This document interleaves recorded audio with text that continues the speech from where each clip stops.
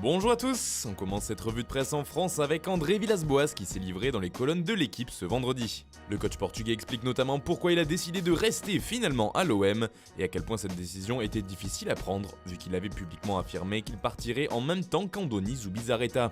AVB reconnaît également que les avis de ses joueurs ont énormément pesé dans son choix. Sur le recrutement, la Ligue des Champions et la Ligue 1, il nourrit toujours beaucoup d'espoir. On parle également de Marseille dans les pages du Figaro aujourd'hui, mais cette fois c'est le potentiel repreneur qui s'est exprimé, Mohamed Hayashi Ajroudi. Ce dernier a expliqué notamment que sous sa gouvernance, le budget de l'OM serait plus proche de celui du PSG que de l'Olympique lyonnais. Autre moment fort, Ajroudi a évoqué ses rêves les plus fous pour le futur de l'OM. Un joueur que je n'oublierai jamais, c'est Cristiano Ronaldo, j'aime le respect et la discipline, il incarne cela. Si j'en rêve à Marseille, tout est possible dans la vie, raconte-t-il. Et lorsque la question du futur coach est arrivée sur la table, voici sa réponse. Celui-ci en place est très bon, mais qu'est-ce qui serait mieux que d'amener l'enfant du pays? Zinedine Zidane? C'est l'avenir qui nous le dira. Voilà de quoi enflammer un peu plus les supporters marseillais. On part maintenant en direction de l'Italie avec l'Inter qui jouait hier soir face à Vérone. Les Nerazzurri n'ont pu faire mieux qu'un match nul de partout et ont glissé à la 4ème place, comme le rapporte la Gazzetta dello Sport.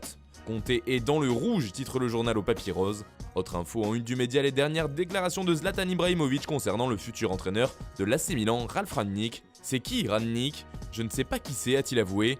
Avant d'ajouter, si la situation reste comme ça, ce sera difficile de me voir rester à Milan la saison prochaine.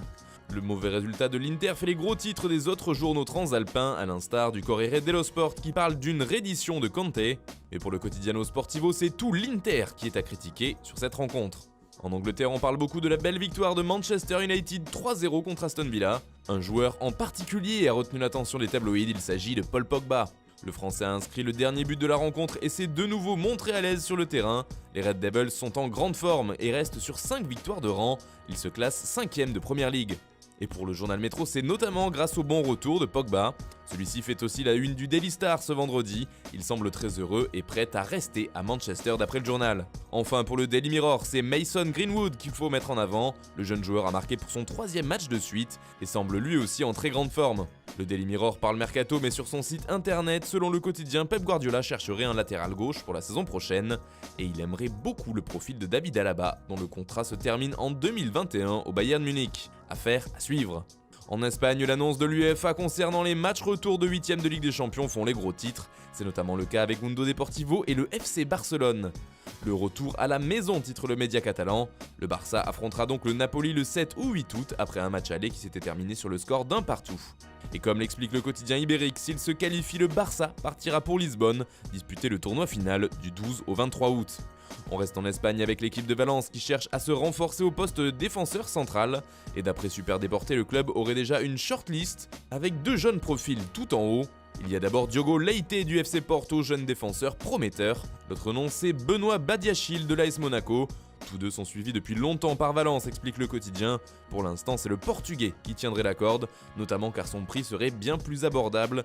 Plus jeune, Badiachil est donc plus cher, lui qui joue très régulièrement avec l'ASM et qui est suivi par de nombreux clubs un peu partout en Europe. De son côté, Diego Leite n'entre plus vraiment dans les plans de son entraîneur à Porto, ce qui pourrait faire baisser son prix. Enfin, toujours de l'autre côté des Pyrénées, c'est Eden Hazard qui fait grand bruit.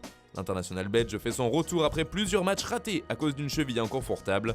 Un atout de plus dans le jeu de Zinedine Zidane qui pourrait faire beaucoup de bien au Real Madrid dans la course au titre. Les merengues jouent d'ailleurs ce soir contre le Deportivo Alavés.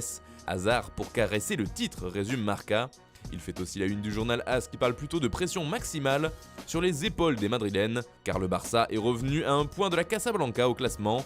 Il est donc important de prendre les 3 points pour Zidane et ses hommes, et Hazard pourrait bien avoir son rôle à jouer dans cette quête. Voilà, c'est tout pour ce matin, bonne journée à tous, on se retrouve dès demain pour une nouvelle revue de presse sur Foot Mercato.